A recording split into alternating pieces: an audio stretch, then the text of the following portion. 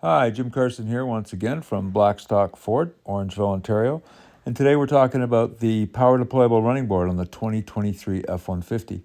As you can see, it is about 10 inches longer than the previous series boards. And when you're installing these with the licensed Ford accessories, the Fender flares, they are going to catch and deploy. They're not compatible together. So the solution, because the kick switch is here, you can't shorten the board at the back. The board has to be shortened, and there's not enough room to simply slide the board forward. So the solution is to cut the board at the front by about 10 inches, and we'll show you exactly what that's going to look like. As the as we pan across to the front of the board, it is important to note what kind of molding that you have inside there, and you'll have to cut that molding as well.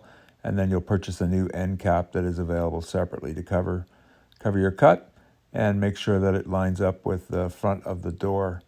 In the back, you see the way the hinge is mounted here, because it's a slot essentially that it mounts into. It's simply as easy as adjusting the position of the board by loosening those bolts, or when you're reinstalling them, position them exactly where you want. The last remaining challenge that we found was that now by moving that switch closer to the motor, the wiring harness then would develop a big sort of ugly loop that's underneath there. So the solution for us that we found was just simply tie it in a loose loop and zip tie it in place, keep it out of the way, and looks good to us. And board then fully functioning back to where the position of previous model years of the board has been.